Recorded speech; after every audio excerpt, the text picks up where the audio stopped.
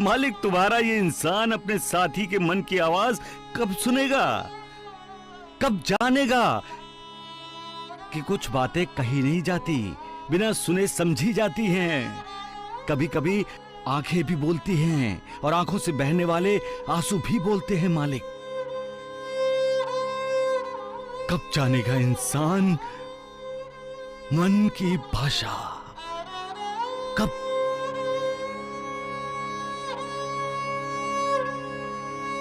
जब इंसान मन की भाषा समझ जाएगा,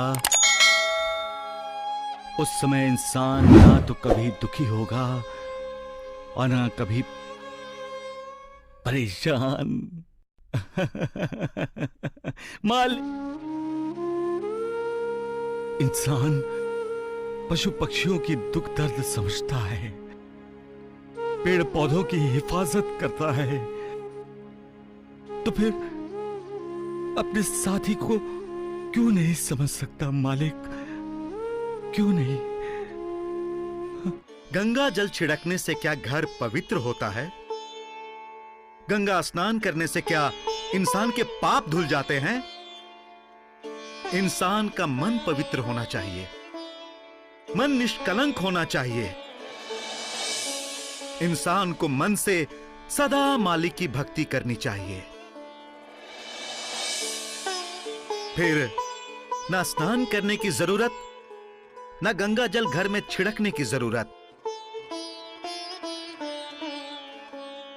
मालिक सबका कल्याण करे। अपना कार्य करवाने के लिए मालिक अपने दूतों के रूप में संतों को, महंतों को, साधुओं को, योगियों को भेजता है, जो कभी किसी भी बात पर किसी से भी नाराज नहीं होते। वो तो हर किसी का उद्धार करने के लिए दुनिया में भेजे जाते हैं।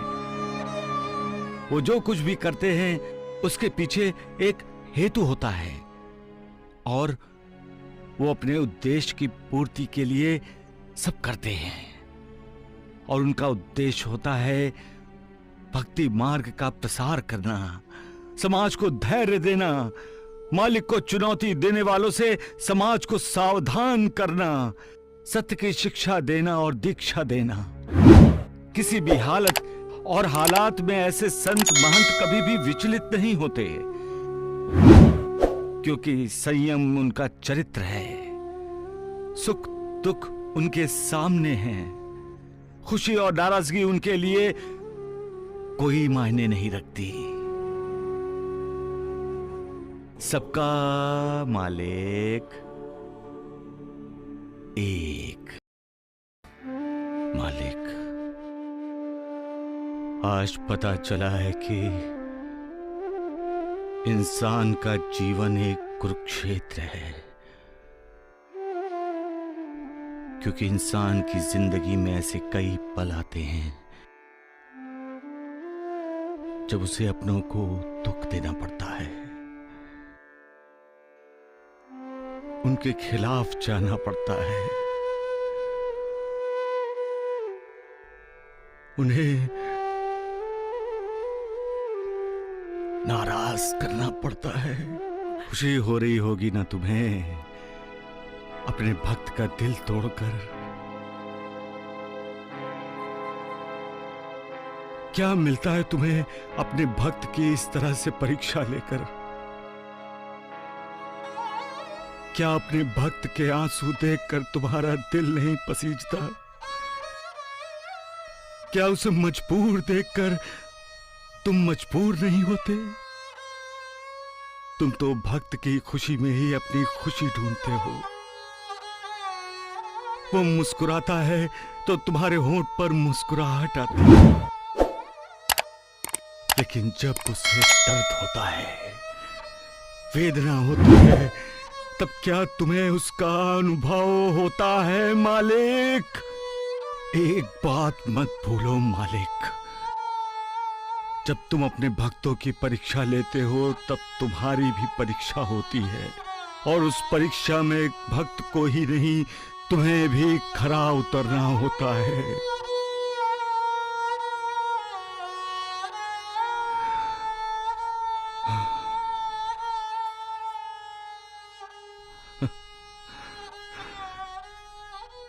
सबका मालिक